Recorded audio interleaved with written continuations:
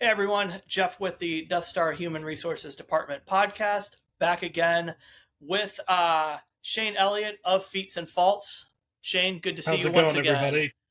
All right, Always a pleasure. always a pleasure indeed. So Shane, you have been doing the 4th of July, and That's right. this, Everybody has to celebrate. yes, and this is going to be the final episode of the 4th of July. 4th of July, I got to say that 4th of correctly. July. The 4th of July.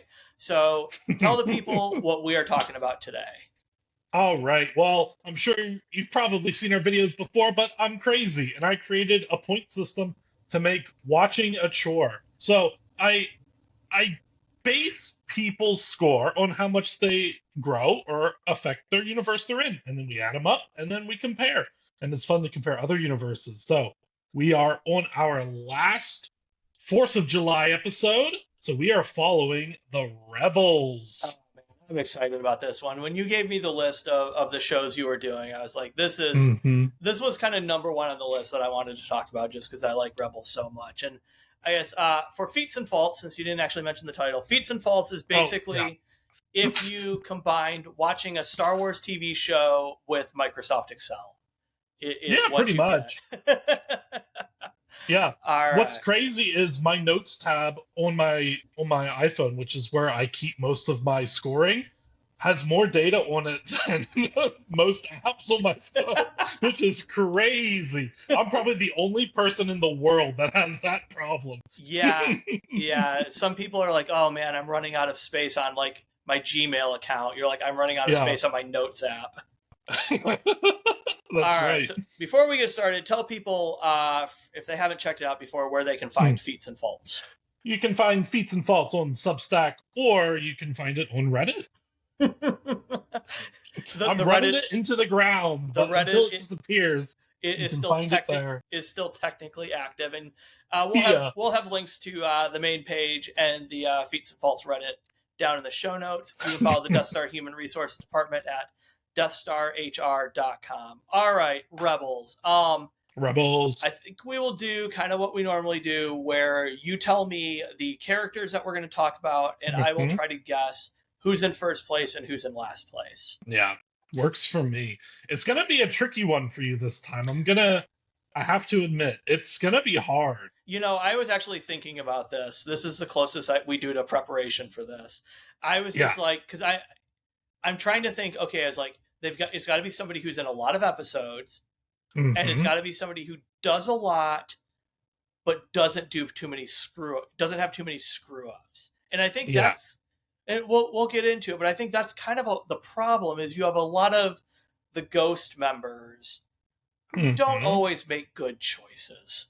Yeah, and a lot of times, like, comic relief is funny, haha, right? Yeah. But when you're watching it from an analytical perspective, like I have to, a lot of those funny moments, it's like, dude, you just like destroyed some guy's store. Like, you know what I mean? Yeah. So you got to be careful about that. If you have too many humorous moments, you might not score quite as high. Feats N Faults, taking the humor out of everything.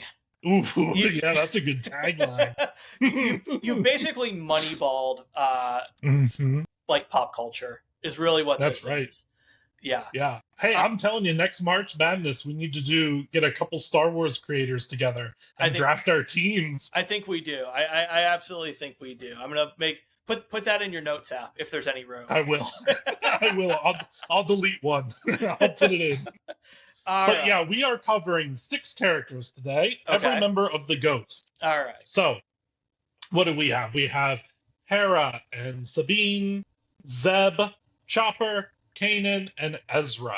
All right. That's a pretty good crew. I like the Ghost a lot. All right. I am going to go, God, I'm trying to pick. If you want to know episode counts, I have them. So, I mean, everybody's more or less in everything. There's some of, what is it, season 4, I think, where Sabine's on Mandalore. So, or with her parents. So but she also shows up on Ahsoka, so that kind of makes up. That's just what I was going to get into, because everybody. All right, so everybody except for Zeb shows up in Ahsoka, and then Zeb shows up in. He's technically in season 3 of Mando, even though he doesn't do anything. and then he's in The Mandalorian and Grogu. So I do have to keep that into account. Which I wanted a lot more out of him from Mandalorian and Grogu, but we've already talked about that. So if you want to check that out, go watch the last episode.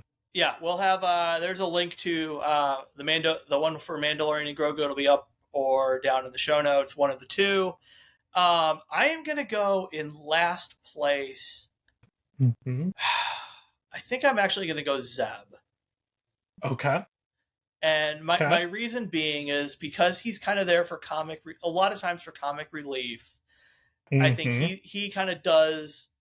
He's a little more likely to make mistakes. He's kind of the we're only 5 minutes in and we're going to mention Young Jedi Adventures. He's kind of the Kai of the group where he does a lot. He affects it a lot, but at the same time, he doesn't always think through what he's doing. And that will lead to negative points. So I'm going to go Zeb. I'll give a quick spoiler because his very first fault that I put down was he pushed Ezra into a stormtrooper. So that goes with your point. Yeah. All right, so I'm going to go Zeb in last place. First place, it's one of two. Okay. I'm either going to go Chopper because he has the highest body count. And, my man hates stormtroopers. Yes, he does. I'm going to go with Hera because I feel like she generally she keeps everybody on track. As the leader of the group, she's not really there for comic relief, and she doesn't really make mistakes. Right. So, I think I'm going to go with Hera in first place. I'm going to go Zeb in last, Hera in first. Interesting. Yes. You are going to be pissed. I'm going to be really mad if it's Hera in last and Zeb in first. All right. Well, let's get started. We'll talk about the show as we go along. Yep.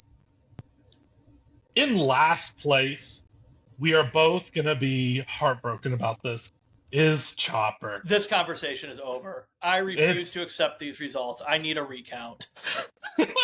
But Chopper, he still scored 80. That's good. Yeah. That's fantastic. Yeah, I'm going to pull up my master list here. Just for comparison, the last one, while you're looking that up, the last one you did was the Jedi Council. And first place in the Jedi Council was, shockingly, Mace Windu. And he had, 49 points, I think? So, I mean, Chopper 30 ahead of Mace Windu. And I'll say, Chopper can be in first place if Mike Pence finds the courage. Listen, Chopper, right? Yeah. He scored higher than an OG member. He scored higher than Han Solo. That's pretty good. Han Solo scored 68. So, in all things considered, the Ghost just performed that well. Yeah. With a score of 80, he's also above Black Widow from the MCU and Batman from the Dark Knight trilogy. Okay. So, the droid's better than Batman. I mean, yeah, Chopper will do what it takes to get it done. There's no moral code like Batman has. Yeah, this little guy, like you said, his kill count is high. Unfortunately, so how the scoring works, it's easy to hit a section, but it's hard to move up in point value. Okay. So, a group score, which if you go to Feats N Faults on Substack, I post on every feed the score breakdown. A group score is worth 3 points, and that's if you take out 3 or more people, right? But to move up from that, you have to take out more than 100 or more, or affect 100 or more.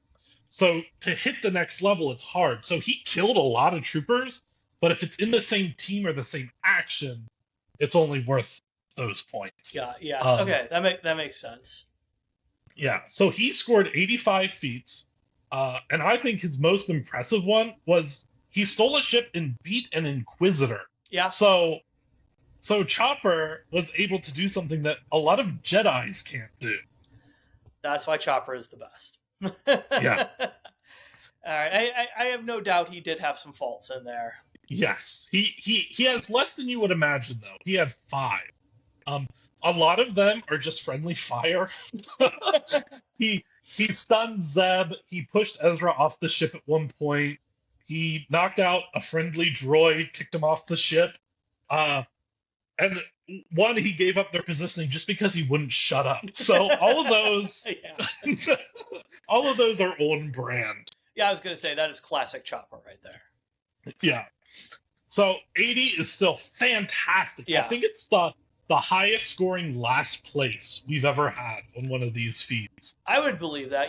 I meant to save this. I saw a meme the other day that said something like, Luthen's in Andor, Luthen's crew, 3 years, only got maybe a hint of the Death Star, the Ghost, 4 seasons, takes out Inquisitors, just a list of all their accomplishments. Yeah. All right, man. Chopper in last, though. Whew. In last. That, Yeah, he didn't quite catch up to R2-D2, but he was on his way. Yeah, I mean, how many episodes was Chopper in? Did he miss any? So Chopper was in 79 episodes, and he cameoed in one movie, but he didn't do anything in it. Yeah. He was just in the background. Yeah. Yeah, I was going to say, and I'm trying to think if he really did anything in Ahsoka. I don't think he really did. I don't think so. No, because he's on the Ghost when Hera is chasing the Star Destroyer from Corellia, and there is, I don't know if you had to turn on the closed captions or whatever it was when he's like in Chopper speak, he's like, shoot them down, and Hera's like, we can't, we're above a city or something, and Chopper's like, shoot them down anywhere, something like that. Yeah, I'd love to know how his programming got so murderous for an astromech droid. Yeah, but yeah, he's awesome. I love Chopper. I know we talked about it too when we did the Darth Maul episode, but if we could ever get Spybot and Chopper to form a crew, they would be unstoppable. Or even rival crews. I would love I don't know, they're bad neighbors. They just play pranks on each other. I watch that show every day. Oh, absolutely. Absolutely. All right, man. Chopper in last, but 80 points. So that's 80 points. That's a respectable showing. Okay. So in 5th place, we have the highest episode count of 81 episodes with a score of 94. It's Hera Syndulla. Man, my Feats N Faults radar is off today. Yeah. But you're on the right track because she is in the most episodes. She has the most appearances on the Ghost. And you were right. She scored the least faults. She only got a -1. And I think that's when she stowed away and went on a smuggling run. And was it the Bad Batch? Where was she like a kid? Oh, yeah. I've completely forgot about that. Did she show up in the Bad Batch or did she show up in the Clone Wars? Yeah, it was one or the other. I think she's there as a kid. I want to say it's the Bad Batch because I am pretty sure her character was introduced in Rebels. Yeah. I'm not 100% on that, but I'm pretty sure. Yeah, I completely forgot about her being in the Bad Batch. Yeah. But, she's awesome. 95 or 94 is a great final score. She destroyed multiple ships, fleets of ships. She was promoted as Phoenix leader. She was able to escape Darth Vader, which is pretty impressive because he's probably considered the best pilot in the galaxy. Yeah. So, and she was also able to steal her family artwork from Thrawn, and to get anything from Thrawn is pretty impressive too. Yeah, no, I really like Hera. 90. Man, I'm so shocked by these scores. I feel like there's a glitch in the system or something. Like the Feats N Faults supercomputer has been corrupted. Yeah. The problem is they're all such high scores. Right. If she was on any other list, she'd be number 1. Right. That's how high performing everybody on this crew is.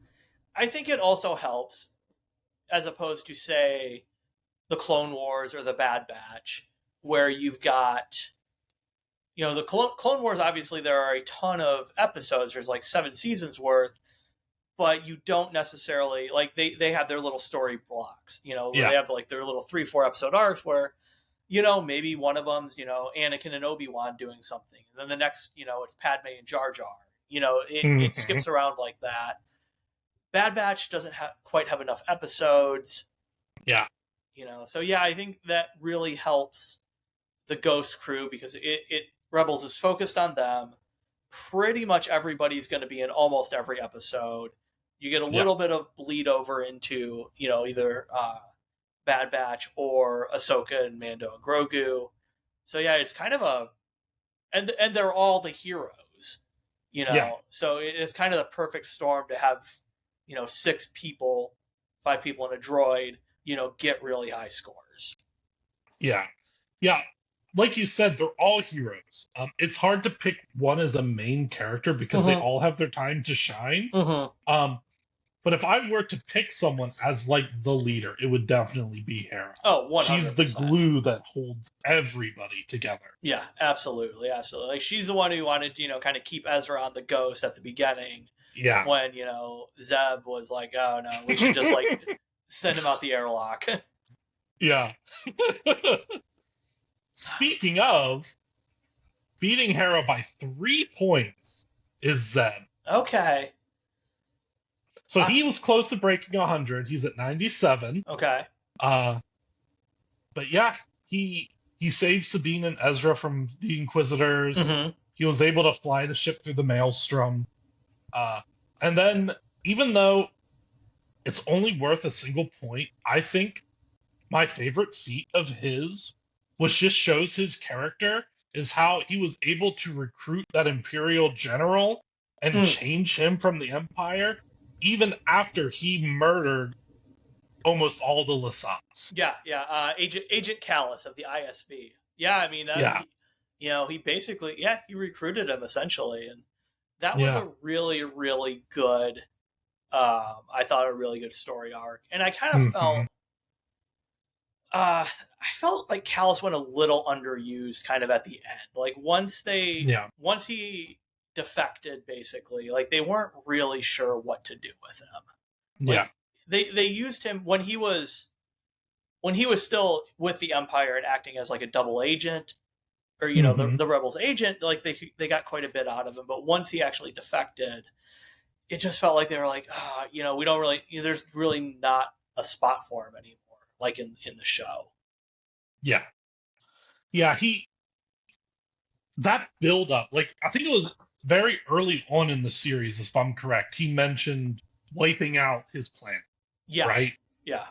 And taunted him about it. Yeah. And then later on they had to survive on that ice planet. Yep. And that's where a lot of that character building, and that's where I fell in love with Zeb.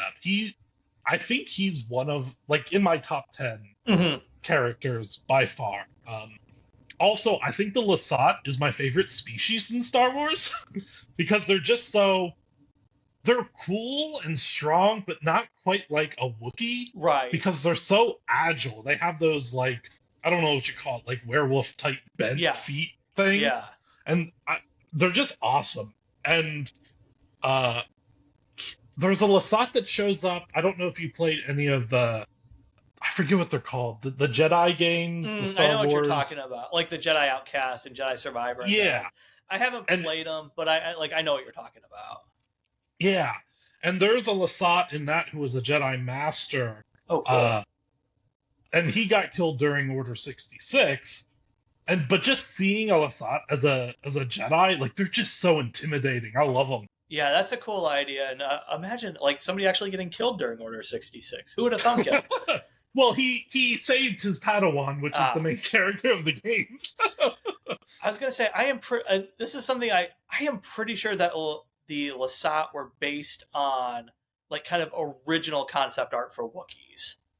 Oh, really? I am not 100% sure on that, but I know, just in, like, reading Star Wars stuff, like, I know I've seen art that was Lasat, that looked like Lasats before Rebels came out, and I am pretty sure it was kind of original concept art for Wookiees. Interesting. So one of those where they took something and that they came up with in the 70s and kind of recycled it back in. So that's a Dave Filoni touch right there to go to go into the archives and do that. Because, like, do you know that character? He's like all red and almost like a pig-looking guy. What's his name? He's a bad guy. He has like that big throat. Oh, yeah. He's one of the smugglers. Yeah, because he is based on early concept art of Jabba the Hutt. Okay. I learned recently.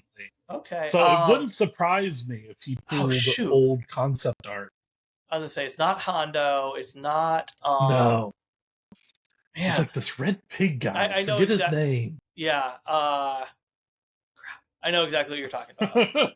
All right. But anyway. Yeah, I found that interesting. Yeah, that's how Jabba the Hutt was originally going to look, and they scrapped the design for the big puppet we got, which was a good choice. Yes. But yeah, so it doesn't surprise me if Filoni would go through archives and pull out designs.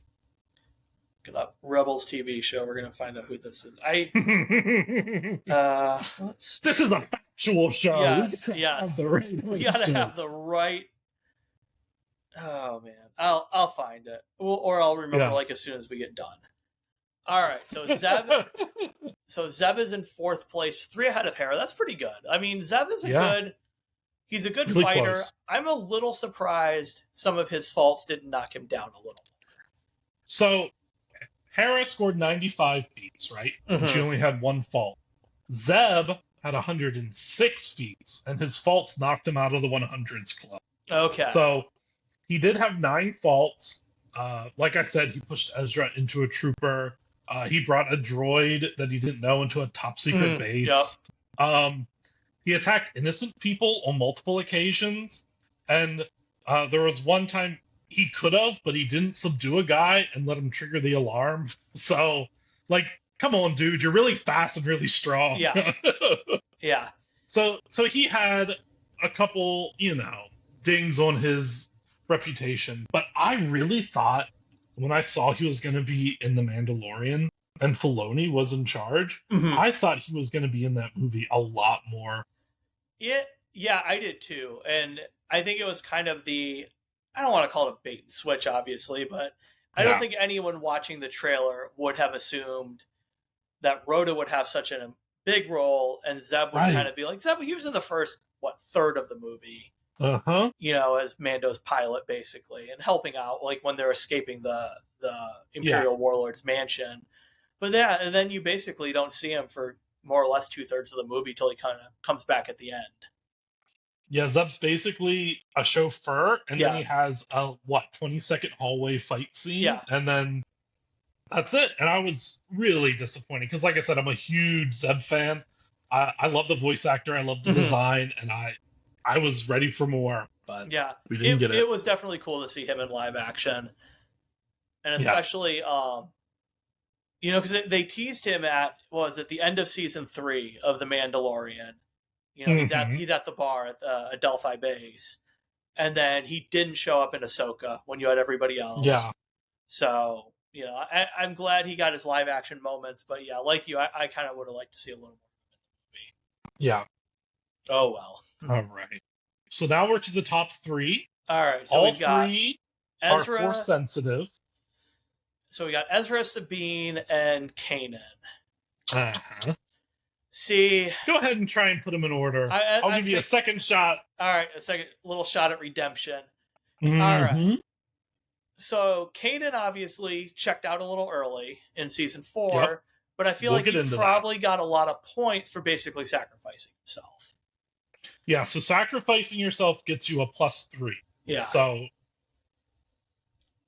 Sabine, she probably does she's missing in action a few episodes, but she probably makes up for it in Ahsoka. Like, she does quite a bit there. Yeah. So Kanan has 66 episodes. Okay. Ezra has 73. That sounds right. And Sabine has 76. Oh. All right. I'm gonna go in that order. I'm gonna go from 1 to 3. I'm gonna go Sabine, Ezra, Kanan. Okay. Let's see if you're right. In Probably third place, we have Kanan. So far, you got one. So far, so good. All right. Yeah, so Kanan, all of them are in the 100s club. Mm-hmm. He got 118. Oof. That's a pretty good jump from Zeb as well. Yeah. And when I was writing up his little like summary, is he the only person in Star Wars that got an injury that was permanent? Because a lot of people get like their hands cut off, but then they get a robot hand, and it's like it never happened. Right. Off the top of my head, yeah, like, plenty of people lose hands, but they usually get a robot hand to replace it. Right. So does that mean there's no robot eyes in the Star Wars universe? I am pretty sure if you go into the expanded universe, there are like robot eyes. Yeah. Maybe it's just not Get that man some robot eyes. Maybe it's just not the Jedi way. Maybe. All right. Yeah. Kanan's a cool character. I really like. Yeah. I really liked him. The episode where he sacrificed. What is it? It's called Jedi Knight, where he sacrifices himself to save the Ghost crew. Great. Was not expecting that first watch. No. That's it's a good reminder that I would say Rebels kind of follows a lot of Star Wars animation trajectory, where the first season or so they clearly are marketing a little more toward the kids, and then as as it progresses, it is clearly aimed at the adult fans. Like the Clone Wars is the same way. There's I've shared it on Death Star HR a couple times. There's a meme of the Clone Wars, like seasons 1 and 2 are like, young Ahsoka like, we're gonna go fight the baddies, and seasons 3 through 7 are clone troopers like, it's not a war crime if you win. Yeah, which is a viewpoint endorsed by Chopper. Oh yeah, for sure. He doesn't care about war crimes. That's his handbook. There was a good like meme floating around when Ahsoka came out, like the little kind of quasi courtroom scene, and Chopper's in the background with the X-Wing pilot that we've talked about. I can't think of his name all of a sudden. Carson Teva. Somebody on like Twitter had posted like, if you told me this was Chopper being tried for war crimes, I would believe you. That'd be a fun courtroom drama too. The New Republic versus Chopper. Yeah, Kanan, like you said, I really like his character because he trains Ezra, but hesitantly, and he learns throughout the journey just as much as Ezra does. He's not this perfect master that we see a lot of times in Jedi. He's growing along with him, and I really like that dynamic. Yeah, he's not like he was, like Plo Koon or somebody who was a Jedi master. Right. He's had to stay a little more under the radar because, this is obviously a post-Order 66 show. So, he can't be out there, waving his lightsaber around. I mean, he even, at least at the beginning, like, he kind of keeps his lightsaber in, like, 2 pieces. He has to assemble it, which is kind of cool. Yeah. And I think his is the only lightsaber off the top of my head I can think of that the blade can extend. And it only happens a couple times. Like, they don't really make it a thing. But they show that it does have that ability to it, or that technology to it. Yeah, there's 2 unique lightsabers in this show. We'll get into the other one later, but I'm surprised he doesn't use that more, because it would catch people off guard all the time. Yeah, you could be like, they'd be like, stop short of your lightsaber, and then you hit the button and it's but yeah, he did great. He defeated the Grand Inquisitor. He destroyed Grand Moff Tarkin's Star Destroyer. He saved the city a couple times by bringing them supplies. And then, he sacrificed himself to save Hera, which was pregnant at the time, right? With his son? Yeah, like they don't... You don't... Did you know that until... Did they show that at the end of Rebels? I don't think he knows that. Yeah, he doesn't know that. But and then what is it? Jason Syndulla is in Ahsoka as well. Yeah. And they show that he is Force sensitive, at least. Yeah. Yeah. And it's weird how those 2 species mix, because he just looks like a regular human with green hair. Yeah, somebody at Star Wars was like, oh crap, how do we make this? How do we get this into real life? Like, I wonder, is it a situation of like, are human genes like dominant to Twi'lek genes? Like, if it had, or is there a situation where like, he could have come out like a Twi'lek but with human hair? Like, I don't know. It's one of those things where it's best not to think about it too long, or it'll drive you to because madness. I think I have the answer. Okay. And it was, production didn't want to have a child sit in makeup for 3 hours. Right. Child labor laws. Paint his hair green. Yeah, child labor laws wherever they were shooting were not going to work for the same outfit that I can't think of the Hera's actress's name now. Mary Elizabeth. It's Ewan McGregor's wife. Yeah. But anyway, I think you're probably right about that. That it was just, all right, just paint his hair green, call it a day. Yeah, but again, Kanan did awesome. 118. Quick Doctor Who reference. Okay. The Bendu who teaches him. That's voiced by the 4th Doctor, Tom Baker. There are a lot of cool, and maybe we'll talk about this a little more when we talk about Rebels in general, but there are a lot of cool characters in Rebels. Like I thought the Bendu was a really cool idea. I am pretty sure this is the introduction of the World Between Worlds. Yeah, it is. Yeah.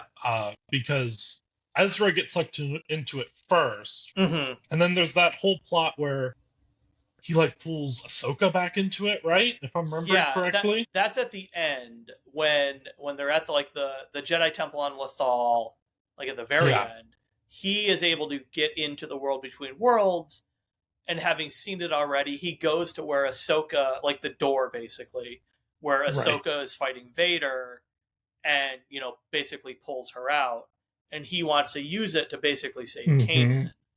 And Ahsoka kind of tells him like, look, it's kind of a butterfly effect sort of deal. Like, you go back and rescue Kanan, you don't know what is going to change. Right.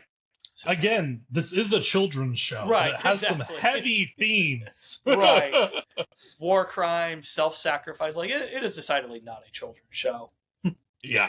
And whenever I'd see, the TV rating is like Y7 or whatever, I was like, no, it's really not. Like, I appreciate that it's animated, but guys, come on. Yeah. We got to get that younger audience, but the older audience is where the money's at. Exactly. I think I don't remember if I said this to you. I know I said it when I was writing about the Mando and Grogu movie. It's like, the movie was not for me. It was for the next generation of Star Wars fans. But I am also an adult Star Wars fan with disposable income, so every movie is for me. It is a weird... It's kind of a tricky balance that Star Wars has to do. Like, I really don't envy them, because you've got to get new people. You've got to get younger fans in. You've got to keep the older fans that spend money happy. And, you always hear people are like, oh, we want new shows. We want new storylines, whatever. And then you get something new. Like, I mean, The Acolyte got sucked into the culture war. I don't, whatever you want to say about The Acolyte, I feel like it kind of never stood a chance. Yeah, but that's where my mind goes to when you're talking about that, because they tried to make something just for the adults. Yeah. And it failed. Yeah. But all these children's cartoon shows, the adults seem to really like. Right. I mean, it's one of those there, and I always go back to The Simpsons. The episode with like where they're doing like the focus group for Itchy and Scratchy. And the guy is like, do you want Itchy and Scratchy to focus on like, real life issues like you kids see every day? And they're like, yeah. Or do you want Itchy and Scratchy to have magical adventures and fight, dragons? Yeah. And they're like, so you want a down to earth show about realistic, with realistic scenarios with wizards and dragons? And he's like, yeah. So, I mean, that's kind of the needle Star Wars has to thread. And I think Star Wars is a big enough universe they can. You can have a Rebels, an Andor, and a Mandalorian Grogu all in the same universe. But, there's only so many dollars to go around. You have to choose where, if you're Disney, you have to choose where you're going to spend your money. Yeah, and then you have crazy people like me who have watched every single piece of Star Wars media, and you realize that little baby Nubs was in the same universe as the Gorgon massacre. I mean, yeah, we mentioned Nubs. Drink. Yeah, that's right. All right, so All Kanan was right. at number 3. So I'm gonna Yeah. We're about to see if you were right. I'm gonna stick with Ezra at number 2. Okay. You are correct. You've Yes. redeemed yourself. Yeah. So Ezra had 73 episodes. It was Ahsoka that put Sabine a little bit ahead. That was my thinking, because Yeah. Ezra really only shows up for the last 2 episodes of Ahsoka, whereas Sabine gets, basically the whole series to do stuff. So, yeah, this is what happens that I've talked to you so much. My brain basically defaults to Feats N Faults mode. It's not a good place to be. He did great. He got 146 feats, and 21 faults. So, like we were talking about earlier about like the comic relief stuff. Yeah. But we were talking about lightsabers earlier, and Ezra, when he builds his first lightsaber, has one of the most useful and like utilitarian tool that it's also a blaster. Yeah. And I don't know, later in the series he went back to a normal green lightsaber. Yes. And now he's with no lightsaber. So as he's progressing, his lightsaber's devolving. Yeah, no, I thought the blaster lightsaber was a really cool idea, and I thought it really, like, it just really fit with the character. Like, of course, that is what Ezra Bridger would have. Exactly. Yeah, and the blaster's powered by the Kyber crystal, then, I think right? so. I think so. So it'd be like a little mini Death Star blast. No, Ezra was cool. Like, he definitely at the beginning was kind of the kid character. Yeah. And, you obviously, I think you could see from a mile away watching it, like, of course they're going to make him a Jedi. But, like, the last couple seasons, especially once they kind of decide, like, okay, like communicating with the animals, communicating with, like, the Loth cats and the Loth wolves is kind of one of his powers. Like, I thought that was really cool. I thought the Loth wolves, I thought that added, like, a good amount of kind of the mysticism that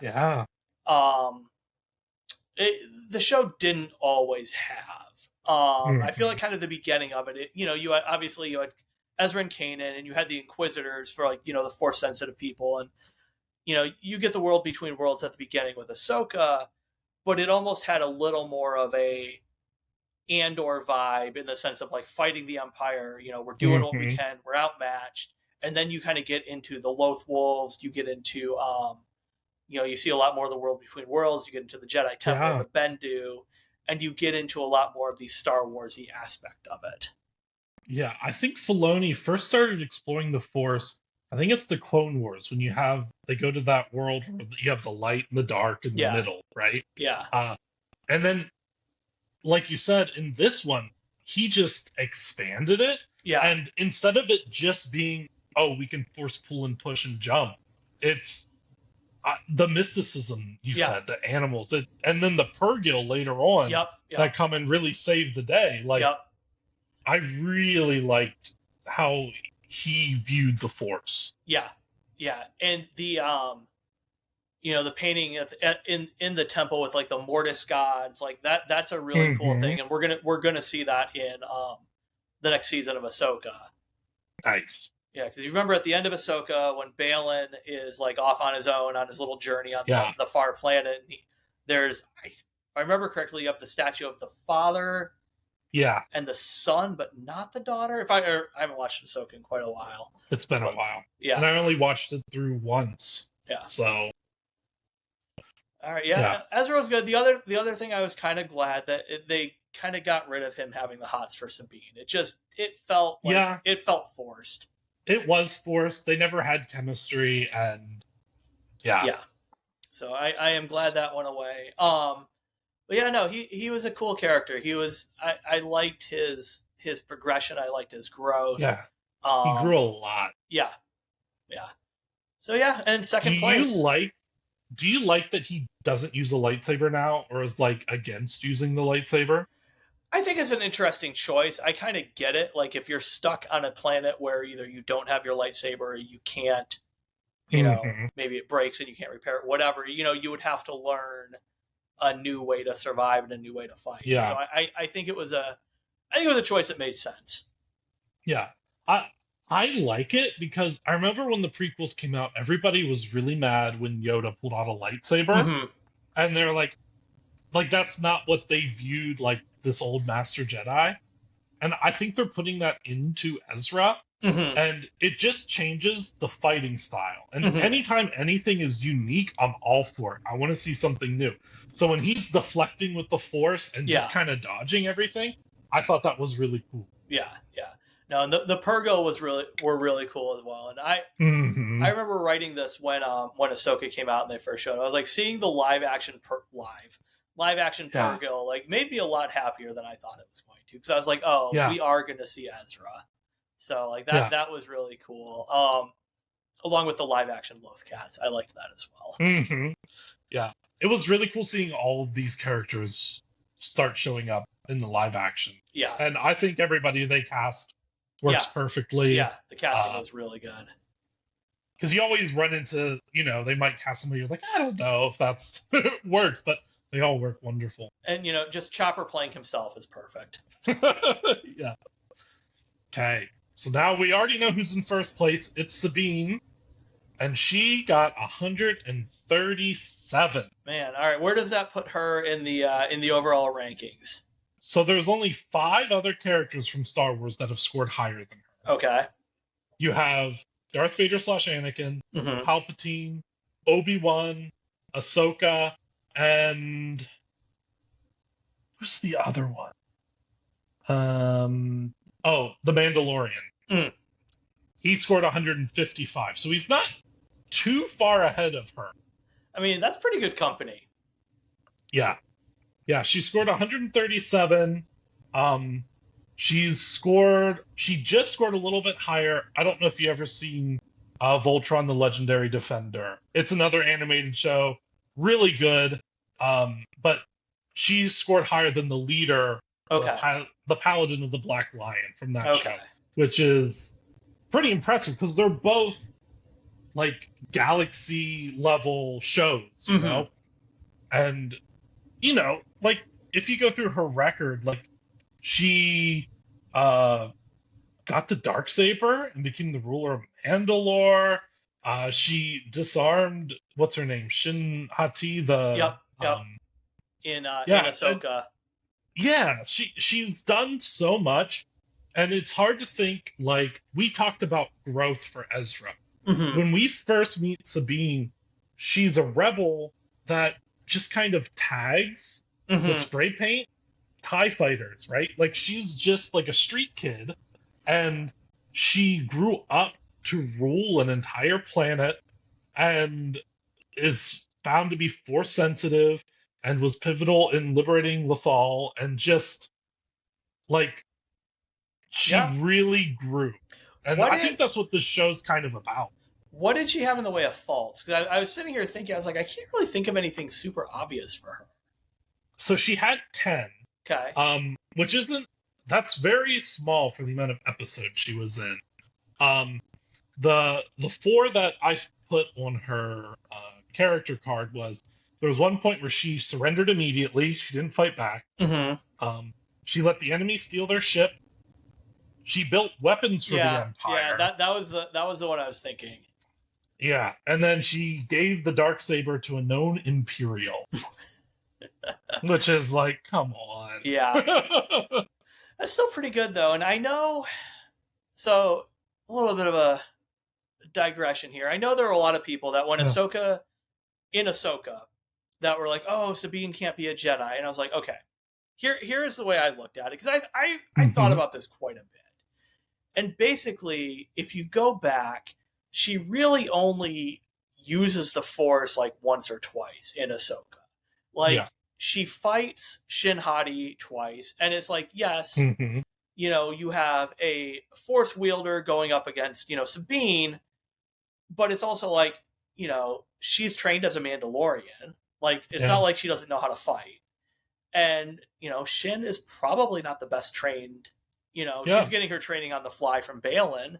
It's not like she was at the Jedi Academy or, the Jedi Temple or something.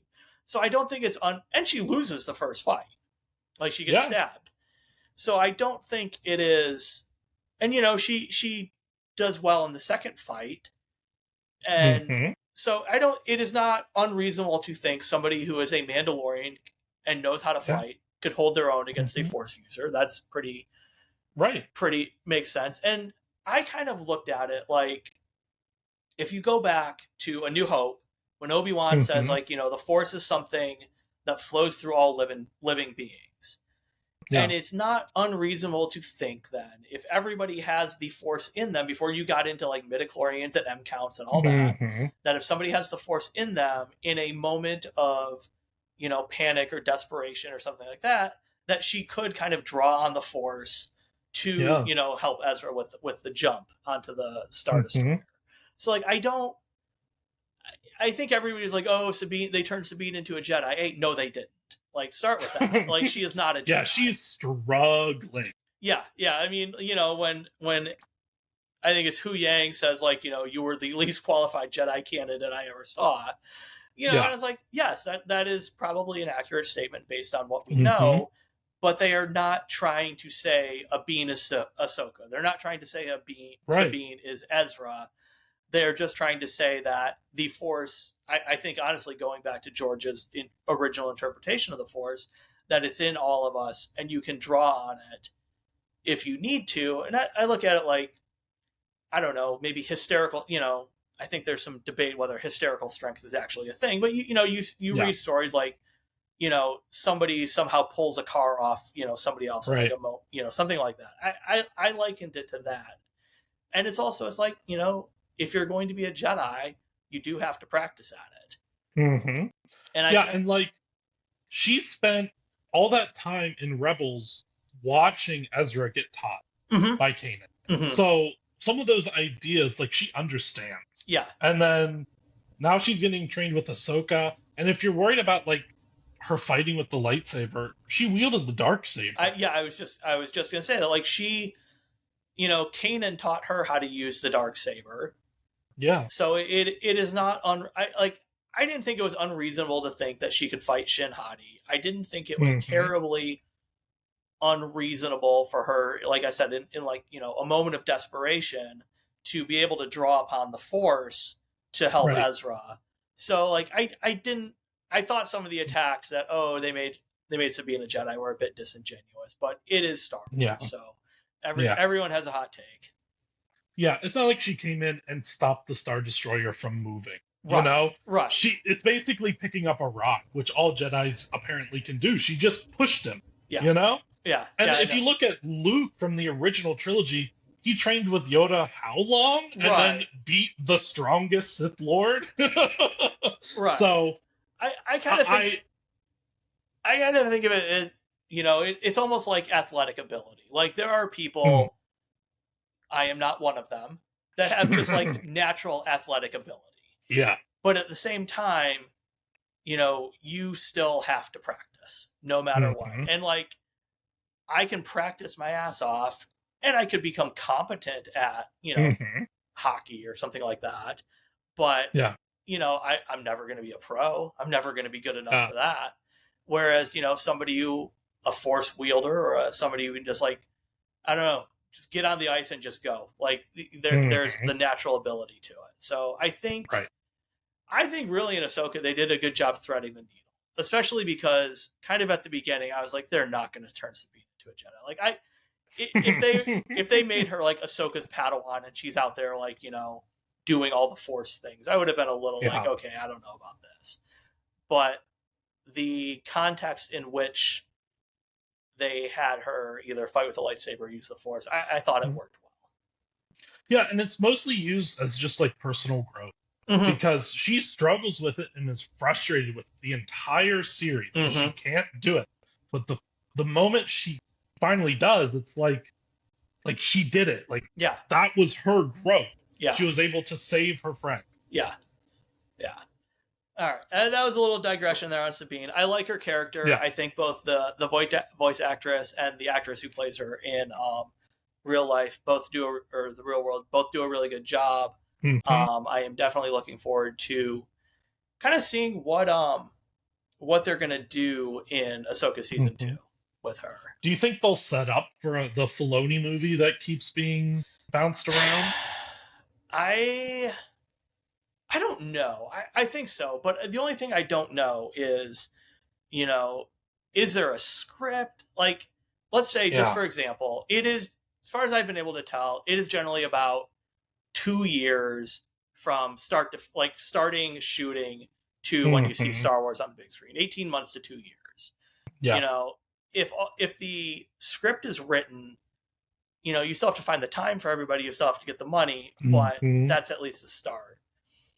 If the Filoniverse movie is still just going on in Dave's head, you got to figure it's 2026 right now. I mean, Yeah. you could be looking at 2030 at the earliest. And at that Mm-hmm. point, it's like, are people still going to want to see that? Right. Yeah, I, because everybody who grew up with Rebels though will then be the adults who want to see this. yeah, And us old hats will be like, yeah, let's go watch it, you yeah. know? Go, So go to the early bird special and then, take my walker up to the hand, yeah, they roll Filoni in a wheelchair yeah, so that yeah. he can wave to everybody. I mean, I feel like it's going to happen. I just don't know kind of in what format. I almost wonder if they're just going to give him like a series and call it, like, Mando, Ahsoka, Book of Boba Fett season 4. Do what you want, Dave. Yeah.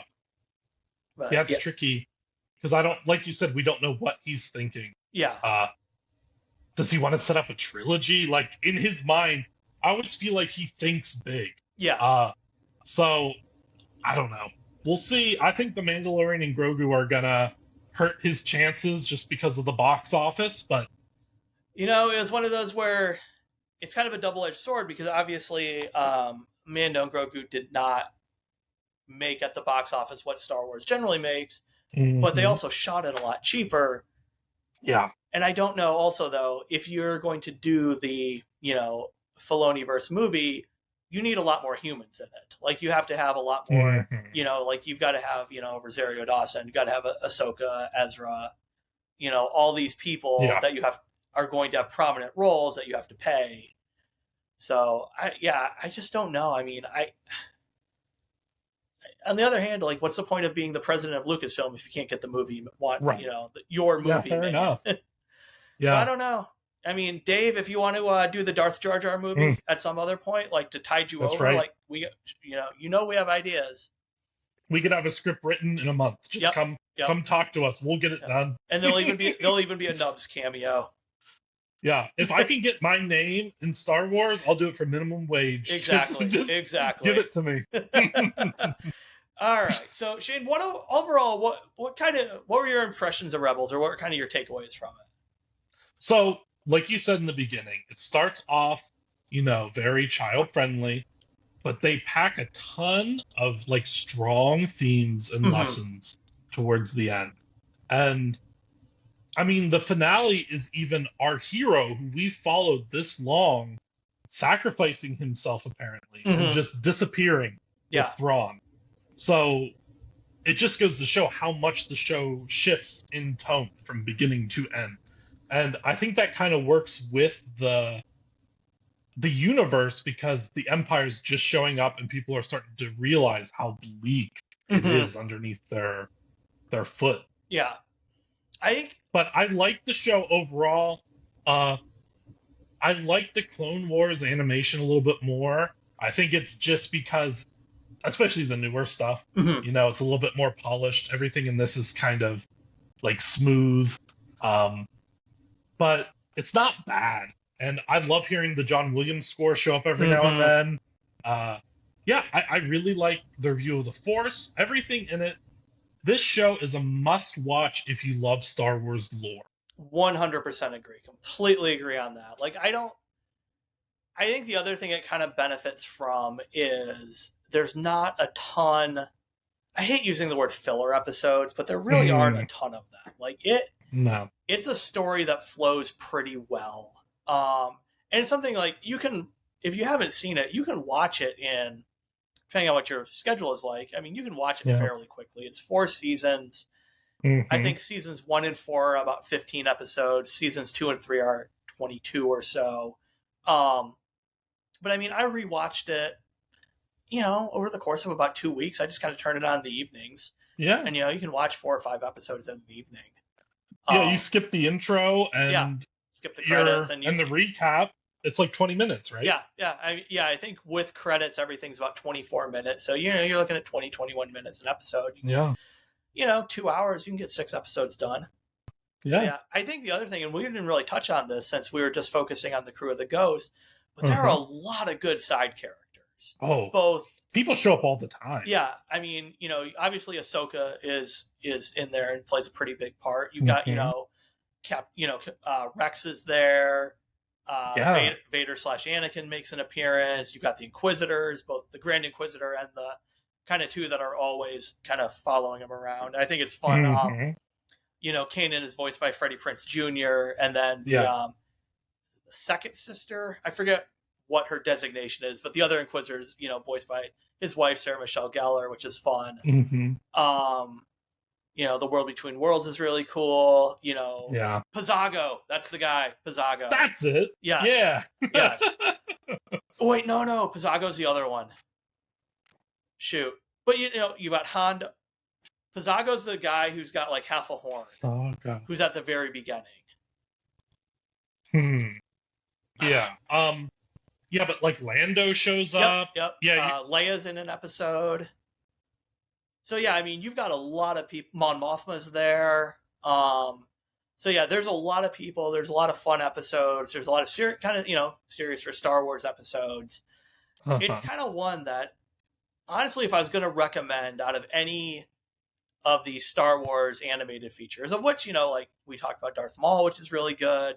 Bad Batch is really good. But I think more than any, I would recommend Rebels to somebody if like they're getting started. Yeah. And it helps too. It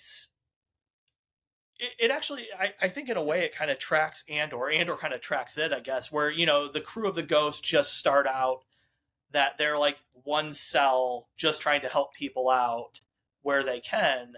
And then it eventually, it morphs into them becoming part of the bigger rebellion. Saw Gerrera's in it. Yeah. So yeah, I mean, Leia shows up for a little bit. Yep.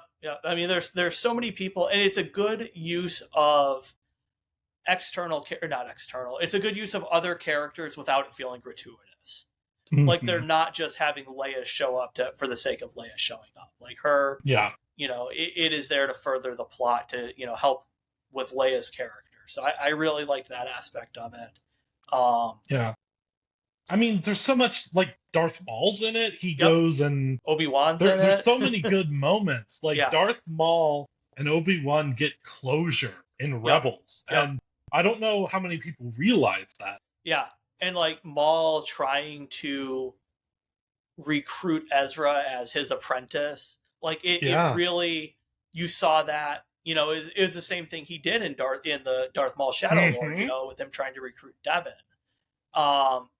I always thought the nice little touch was, and they did a good job, like they did in Shadow Lord, of Ezra's interested, but it's not like he just flips a switch and is like, okay, I'm dark side now. But he realizes, or maybe not realizes, but he is tempted because the dark side offers the quick and easy path, as Yoda would say, and he feels frustrated that his Kanan is not training him in a manner that he thinks like he's not becoming a Jedi fast enough. So, there's the one, I think it's the beginning of season 2 or season 3, where, it must be season 3, where like he basically does the Jedi mind trick on the AT-ST driver and like makes him like walk off the cliff. And, Sabine's like, oh, wow, when did Kanan teach you how to do that? And Ezra's like, he didn't. And cue the ominous music. So, I mean, Kanan left Ezra when he was like a really low place. And he succumbed to the Sith holocron there for a little while. Yeah. So like the dark side he toyed with it for a while. Yeah, no, it's there's a lot to it that we didn't even cover. So if you haven't watched Rebels and you're interested in it, like it is one of those things I really can't recommend it enough. Like it's a good show. It's got a lot of fun people in it, and it really it's a standalone show, but they do a really good job tying everything in. And actually, one of my favorite characters of all time too. What did you think of Thrawn's portrayal? So the Thrawn trilogy books and just his older legacy stuff are some of my favorite pieces of Star Wars media. Same. I love Thrawn. His portrayal in this was good, but I feel like it was a little watered down. I think because it is a kids show, maybe, and you need the rebels to win. Yeah. And in those books, he's the focus, so he's always the one a step ahead and on top. So once you realize that he's not gonna come out on top all the time, I get it. Yeah, I liked it. It was just a little bit watered down than what I was expecting going in.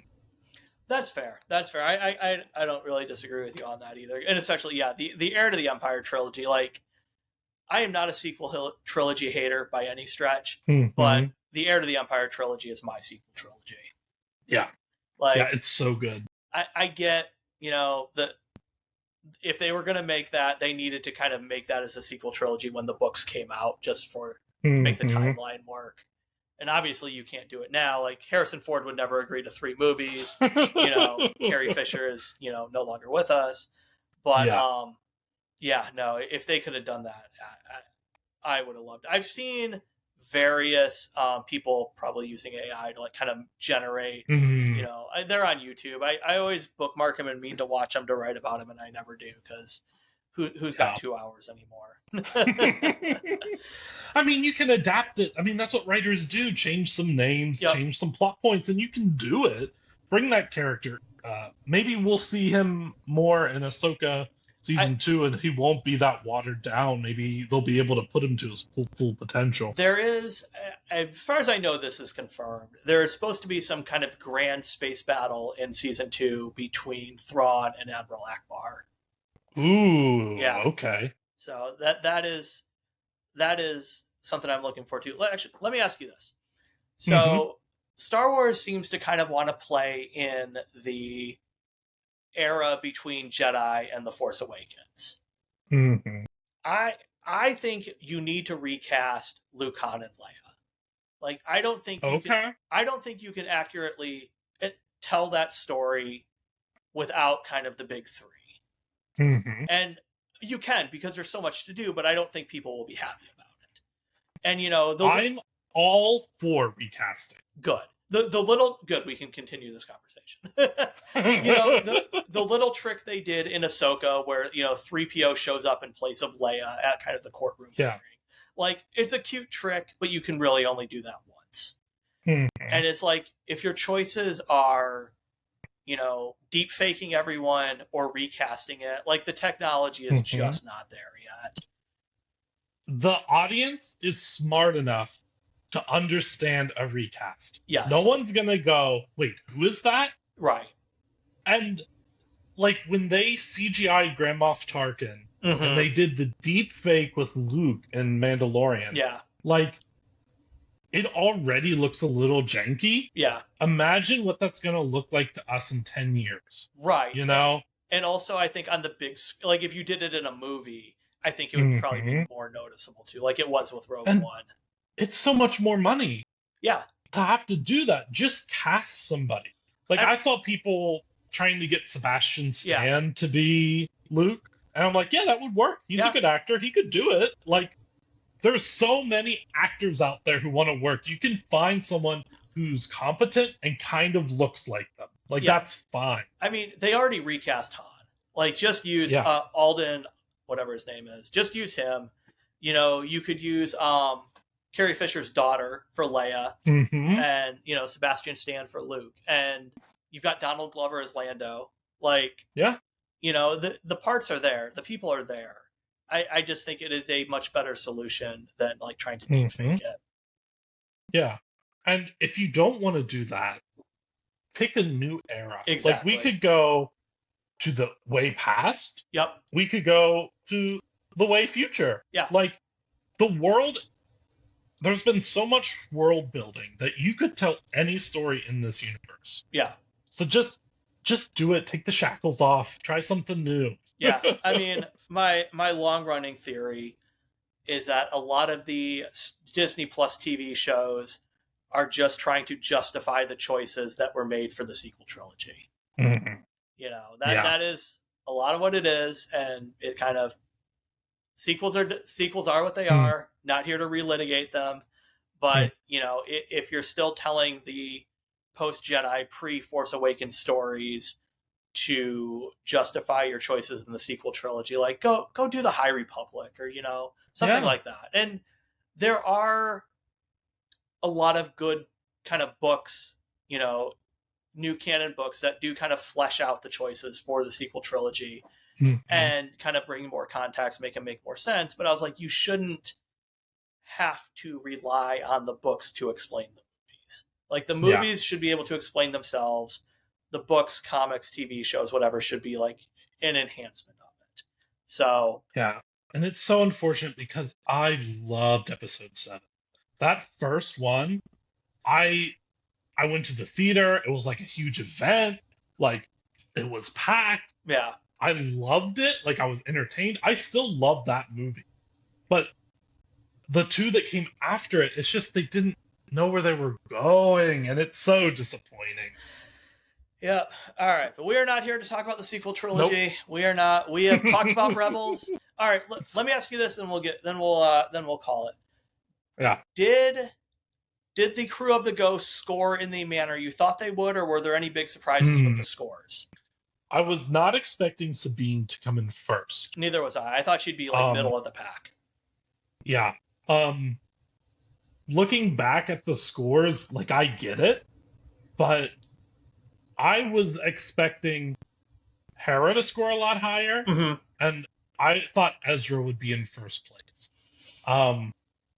So yeah, I was shocked when I was adding up the points, because what I do is I'll watch through and I just write down everything that happens. And then once I'm finished, I go back to my notes and add up all the points. So I don't know how high people are as I'm watching it. Right. So it keeps me unbiased, you know? And it was just caught off guard. I wasn't expecting her to be in first place, but there she is. Good for Sabine Wren, then. Clan Wren comes out on top again. All right, Shane. Tell everybody once again where they can find Feats N Faults. All right. You can find Feats N Faults on Substack or on Reddit. I post every Thursday. Please jump on in. Talk to me in the comments. I had a person send me a personal message the other day talking about every Monday or Tuesday I'll post a silhouette to guess what I'm writing about this week. And someone, instead of answering me, wrote me a message saying, I think it's this, but I don't want to ruin your engagement by giving up the answer. And it's like, no, that's the point. Just talk to me, please. Were they right about it? Did they get? They were. Oh, okay, good for them. I usually don't. I saw you had posted this one today. I was like, well, I can't respond because I know what it is. All right. Yeah, you get a free subscription. So please, if you have any thoughts or anything you want to know about, put it in the comments. We'll chat. That's what we're here to do. Exactly.